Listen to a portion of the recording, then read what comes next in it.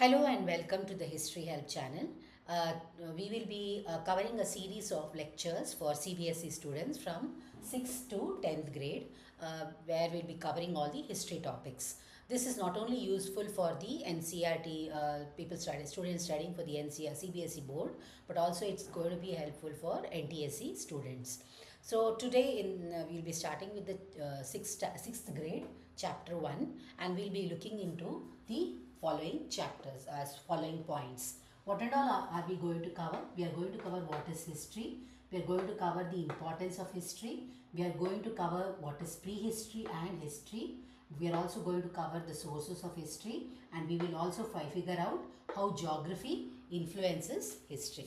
So let us take the first thing, what is history? So history is a Greek word which means searching, exploring, digging up the past. So anything you figure out from the past, your stories and all that is history. So let us say you want to know who your grandparents are, who your ancestors were, that is also history.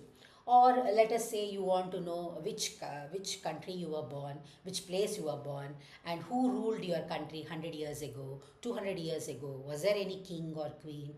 Was there any battles in your country? All that is history. So history is nothing but the study of the past. Okay. So that is history. So why should we study about the past? What is the importance of studying history? So we are living now in the present. We should know about future technology. What is the use of studying history, or why should we study the past? So that is what you will see. So what is the importance? Why should we know about the past? There are many reasons, but I'll only list three. Okay. Um, First reason is history has a lot of stories. So you learn a lot about people. You learn about Swami Vivekananda, you learn about Mahatma Gandhi, you learn about Buddha, you learn about kings like Ashoka, then Alexander, so many other kings. And you learn about freedom fighters and all that. So you get to know a lot of stories. So these stories actually inspire you. For example, if you read about Mahatma Gandhi and how he was responsible for bringing in the freedom of the country, you will understand that one person can make a difference in your life, or one person can bring a lot of difference in the society. So stories like that will inspire you. Not let us take another example. Let us say Bhagat Singh. Bhagat Singh sacrificed his life for the freedom of the country. So you realize that for Bhagat Singh, he loved his country so much. He was a patriotic person, and he was even ready to sacrifice his life. He was a young man, but he was hanged for his anti-country activities by the long back by the British. That time they hanged him. So he actually sacrificed his life to bring about a change in the country. So all these stories will inspire you, and probably will also tell you how to lead your life, what is what inspires you and all that. So that is why we should study history, because it kind of inspires you. What is the second reason? Because history is full of stories, you learn what is right and what is wrong. For example, I'll give you an example of Ashoka. When Ashoka, when he fought many battles, but when he fought a battle with the Kalinga kingdom, after the war, Ashoka won, and he realized that all around him were only dead people, dead bodies. There were a lot of people who were killed in that battle. So Ashoka felt very bad. He was like, okay, because of this war, because of me, there are so much bloodshed and so many people have died.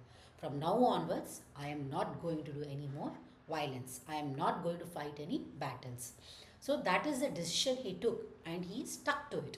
He not only became peaceful person, he not only became non-violent, he did not wage any more battles, and he also told the entire kingdom that it's best to live a peaceful life.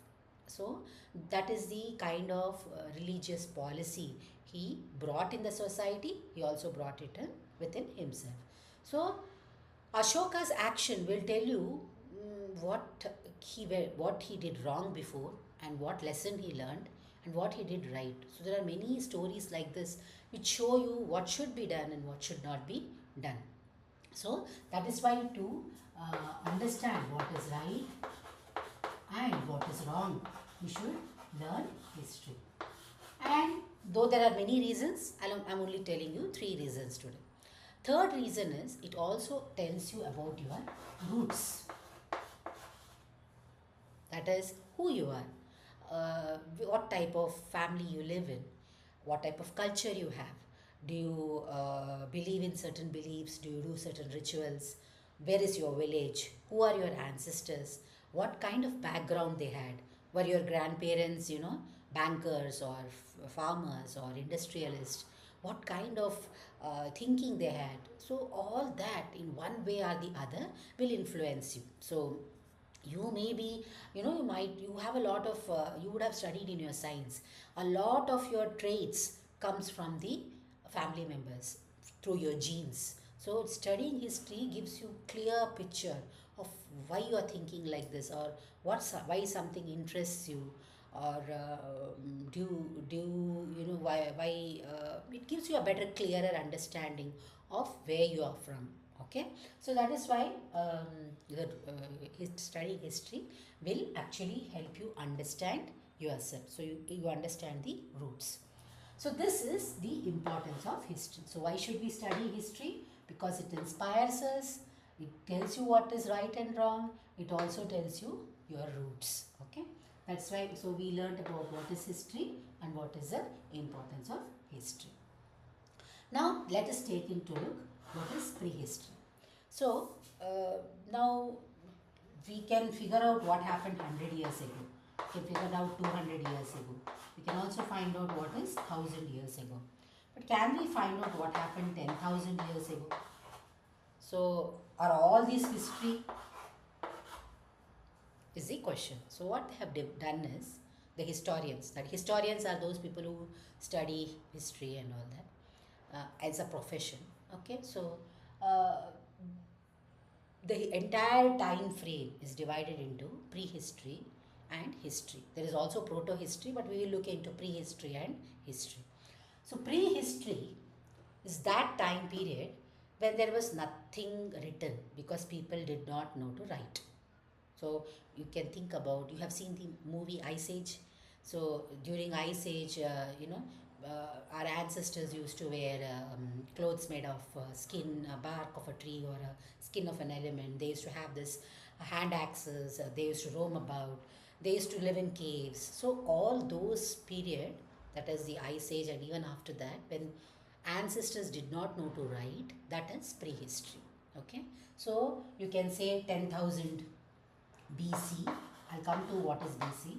10,000 BC, 5,000 BC, all these, and even before that, 20,000 BC, 2 million years ago, 1 million years ago, all that is when there was no written records is prehistory. What about history?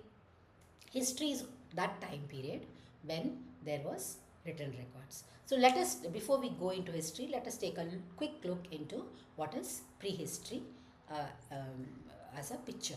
Okay.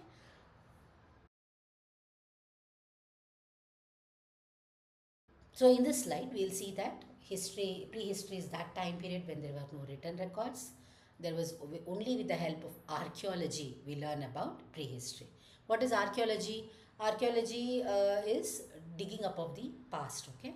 So in prehistory period, though we don't know anything about them, we know a lot by just studying the tools they used. So they may have used hand axes, they may have used choppers, they may have used bows and arrows, they may have made some tools of stone. All that is remaining from the from that time because they were all deep inside the land. So the archaeologist is a person who goes and digs up the remains of the past. So by archaeologists, through archaeologists, we have found out many tools, and those tools tell us how the prehistory was, how prehistoric man lived. So though there were no written records, there are plenty of tools, and archaeology plays a very important role in helping to understand prehistory. Now let us take a look into history. History means there is written records. Okay, so we know because there are people who wrote about it, like poets and scholars and ministers of kings who didn't have any other job but to document what's going on. We knew writing, so we wrote in palm leaves, we wrote in stone, we wrote in paper, we wrote in many other things, metal and all that. So all those objects tells us which king lived, who battled, which battles he fought and what happened. All that documentation is there. So that is history. For example, 100 years ago, 200 years ago, 1000 years ago, 1st century AD, all that is history. So in history, take a look at this slideshow.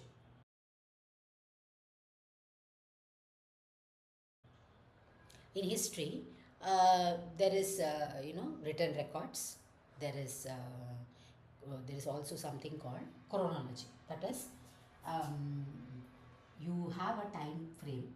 So we have 1st century, what happened, 2nd century, what happened, 3rd century, what happened, 4th century, what happened. All this is there. Okay. So to give you a little more understanding of this, I can probably write it here. Okay. So we will look into something called BC and AD. So BC means before Christ. So if you assume first AD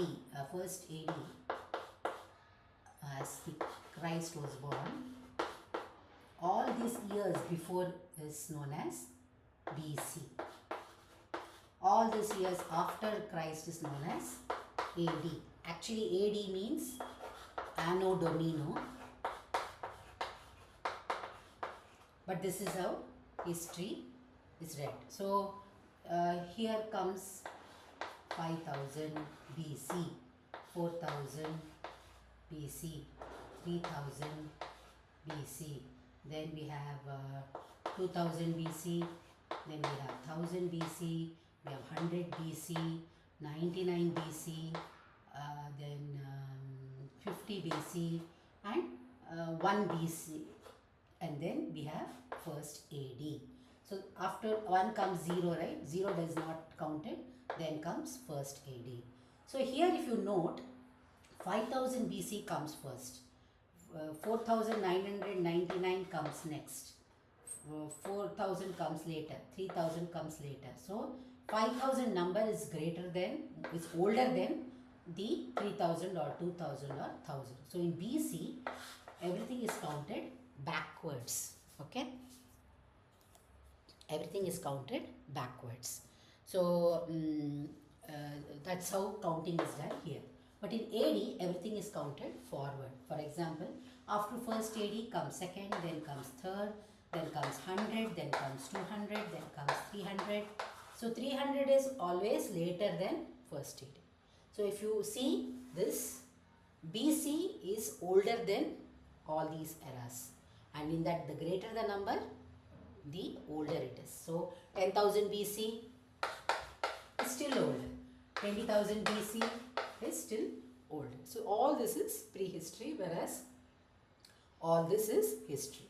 So in history, we always see the chronology. That is, we have written records. We use chronology or time span to study history, and we also use we use a lot of sources to understand history.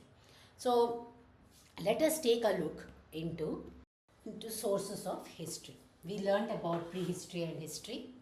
Now we will look into the sources of history. So there are two types of sources. Okay, one is archaeological and another is literary. Archaeological means, as I told you earlier, archaeology is the study of the remains of the past. What are remains? What and all can be remaining from the past?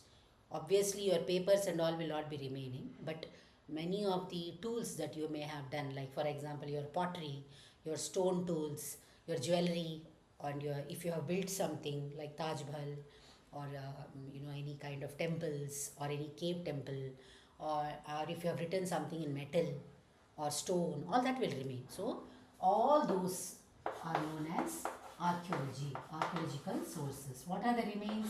Pottery, jewelry,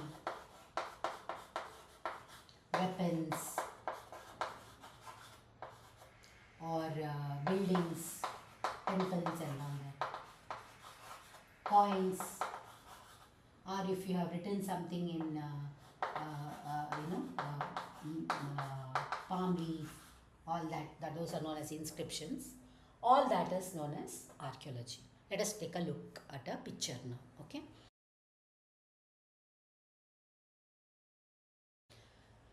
So in this slide, we have you saw a fort, that is a monument, that's a building basically.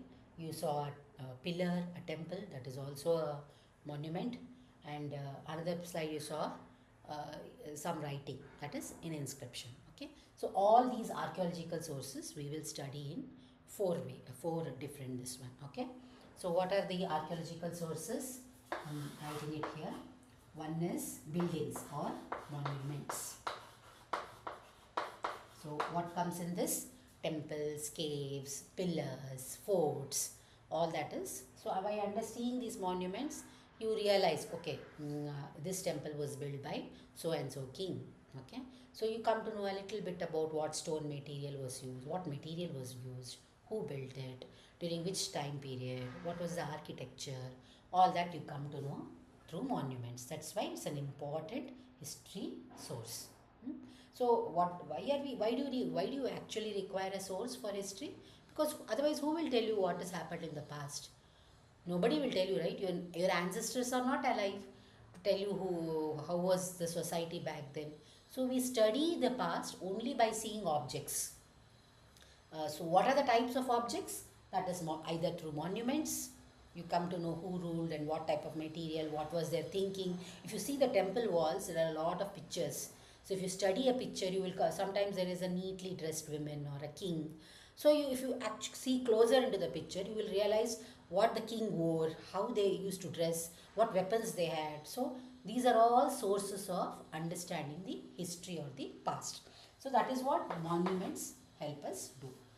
And that is nothing but archaeological source. Okay, archaeology means objects. So monument is also a studying the past. Second type is coins. So if you see a coin, you will see the monetary value today, like 5 rupees, 10 rupees, 20 rupees and all. But in the earlier days, there used to be the number, and there also used to be who was the king, and the metal was also different. There used to be gold, silver, lead, copper and all. So these coins actually told who was the king, what type of society it was, whether it was, if it was gold, obviously it was a rich society. Whether if it was lead, no, the society was not, the condition of the kingdom was not so good. You can try to generalize like that. So coins also tell us who was the king, and how much was his boundary, and what type of condition it was. Little clues, small clues it tells us. So coins also tells us about the past. Okay. Next, third thing we will learn is inscriptions. Now I showed you in a picture of an inscription, right, on a stone. So that stone, the writing was in Kannada. Kannada is a language of Karnataka, and it tells us that some donation was given to one person by the chieftain of that place. So these kind of inscriptions generally tell you that a king of or a particular chieftain of that place would have given donation of a land, donation of pond, donation of fields to a particular person for doing some work. Okay, so these are also important. These are all like records. I, so and so king, gave land to this person on so and so time, and nobody can destroy this inscription.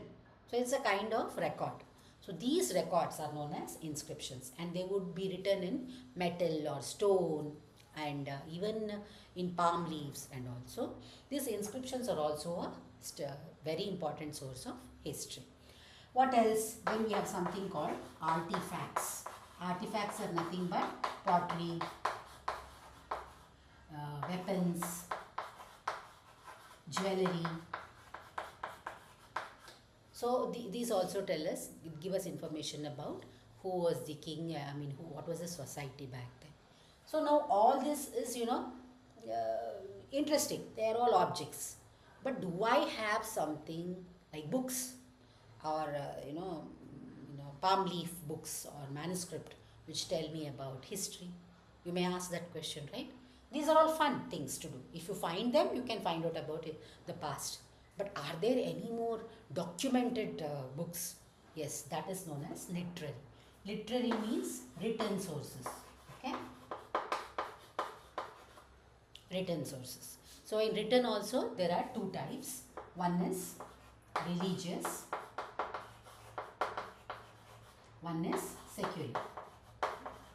So religious means books like Ramayana, Mahabharata, Jatka tales, which tell you stories and of kings and demons and gods and all that, and it's a mythological tale. Religious books they are, but still they give you a lot of information. For example, if you have heard Ramayana, you will know that there is a kingdom called Ayodhya, there is a kingdom called Sri Lanka. You will come to know a lot about rivers, you come to know a lot about kings and their kingdoms. We come to know what type of people were there, what were their thinking, and all that. So Ramayana and Mahabharata and all those books give us information about the society, their thinking, their values and all that. Okay.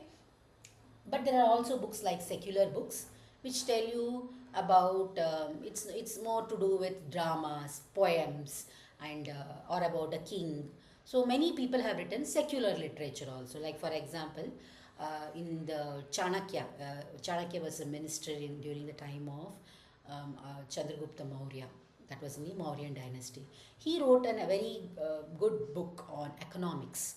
That is Arthashastra. So that is a secular book. It does not deal with demons or gods or battles and all. It tells you about the kingdom itself. What was the economic condition? What was the administration and all that. Arthashastra. Similarly, there was a Greek person who wrote, who had come to Chandragupta Maurya's court, and he wrote a book called Indica, which talks about the condition of society back then. His name was Megasthenes.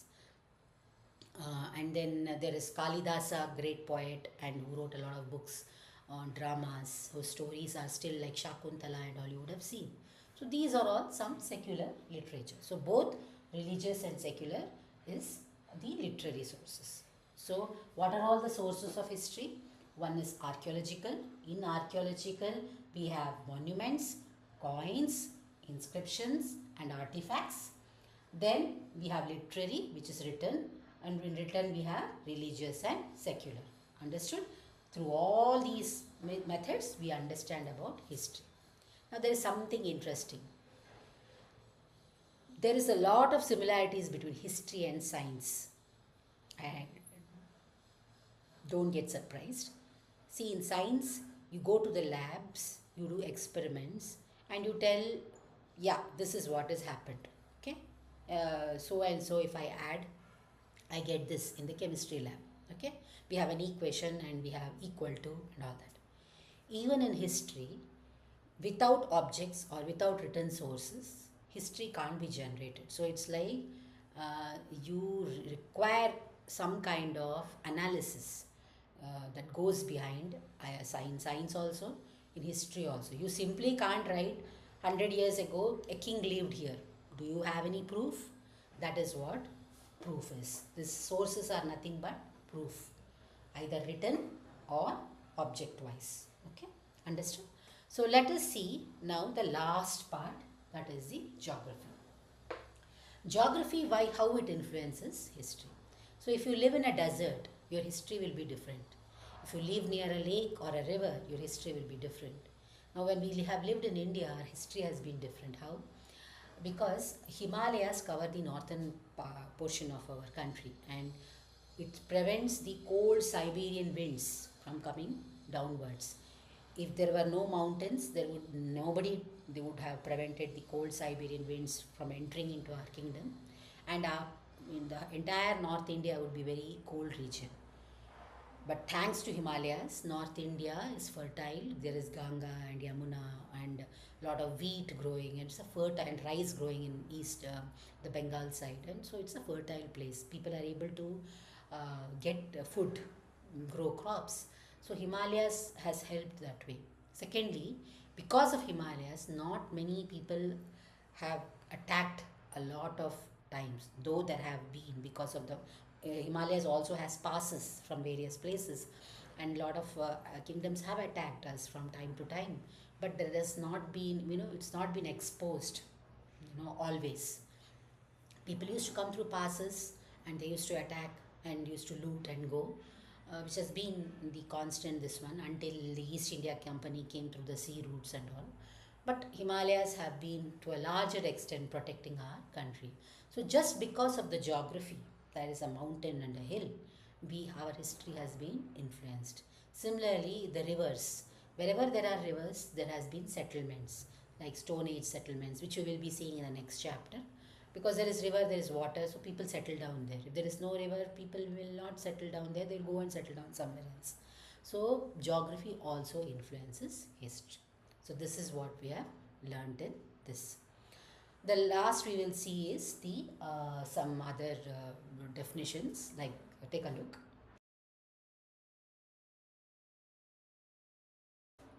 So what is cuneiform? Cuneiform is the script, one of the oldest script, which was written by Sumerians, a tribe called Sumerians. They used, now I'm using a chalk, they used a reed to write, and they used to write on clay. So that is known as a cuneiform script. That is all a picture script, like it used to be all pictures, something like this. They used to inscribe on the clay tablet, which is still surviving, because clay and pottery and all that items, it still survives. So cuneiform is that. And then we have history. History is the study of the past. Archaeology is the study of the remains of the past. And father of history is Herodotus. Why we call Herodotus? Herodotus is the father of history because he was the first person to write about a war between Greek and Persia, two countries. So he wrote about it, and because he took the time to write about a battle as a historian, so he is known as the father of history. So that is about Herodotus. So these are all definitions that you can remember. So the next video we will be learning about the chapter 2. So thank you.